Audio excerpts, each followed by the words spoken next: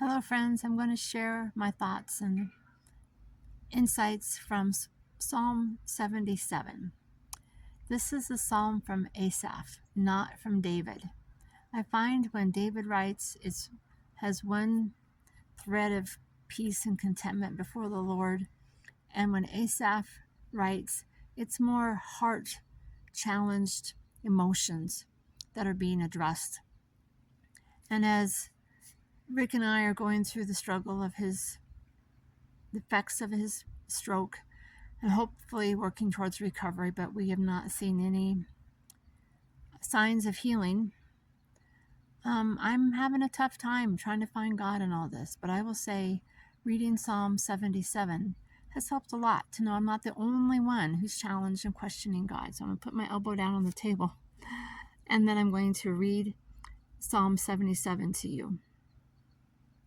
I cry out to God. Yes, I shout. Oh, that God would listen to me.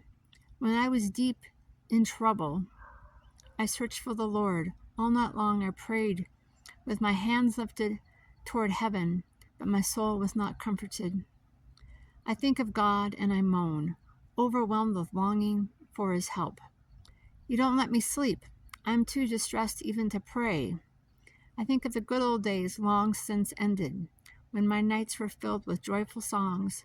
I search my soul and ponder the difference now. Has the Lord rejected me forever? Will he never again be kind to me? Is the unfailing love gone forever? Have his promises permanently failed? Has God forgotten to be gracious? Has he slammed the door on his compassion? And I said, this is my fate. The Most High has turned his hand against me. But then I recall all you've done, O Lord. I remember your wonderful deeds of long ago. They are constantly in my thoughts.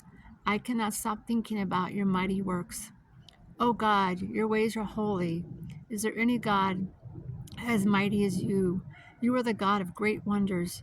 You demonstrate your awesome power among the nations. By your strong arm, you redeem your people, the descendants of Jacob and Joseph. When the Red Sea saw you, O God, its waters looked and trembled. The sea quaked to its very depths. The clouds poured down rain, and the thunder rumbled in the sky. Your arrows of lightning flashed. Your thunder roared from the whirlwind. The lightning lit up the world. The earth trembled and shook. Your road led through the sea, your pathway through the mighty waters. A pathway no one knew was there. You led your people along that road like a flock of sheep, with Moses and Aaron as their shepherds. So even in the challenges and the heartaches and the dark places, we have a memory. We have a memory of God's goodness. We have a memory of how God has been faithful in the past. And it's really easy to forget that God is still with us, still faithful, still working his wonders in our lives, even though we don't see them or feel them or even can comprehend it's even happening. I love this psalm. I'm here in the middle of the woods, as you can tell by the trees in the background. We're in the middle of our camping trip in Pike National Forest this weekend. And I just needed to stop. A lot of crazy things happened this weekend. That'll be another video of all the things that have gone wrong in a simple 48-hour period of time. Between the battery dying, the water not working in the camper, and I locked the keys in the truck. But that's another video for another time. So I just wanted to remind us all, especially me, because I'm the one having the troubles right now, that even in the middle of the heartache and struggle and challenges, we have a memory of God's goodness. We have a memory of God's miracles. We have a memory of God being true and faithful to us and loving us well. All of us have that. No, God has never dropped me. I've always had my needs taken care of.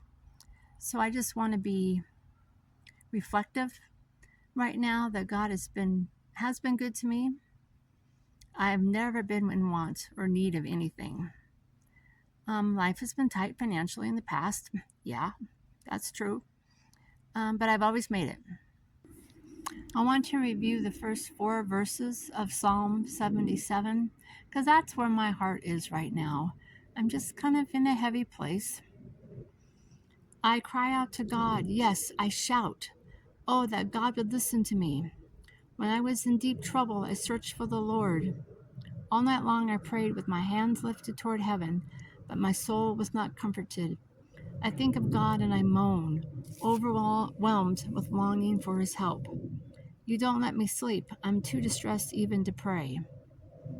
That's how I feel. I'm too distressed even how to pray. I don't know how to pray. I don't know how to ask God for help. Everything just seems out of control. I thought I trusted God. I thought I was doing good and walking with the Lord, and then a whole new level of stress has happened. And now I'm having to practice a whole new level of trusting God. And it's challenging, so I don't want to sugarcoat that everything's great and perfect, because it's not. This is more of a journey of just how I'm walking through living life with Rick and the effects of a stroke. So until next time, love to you all.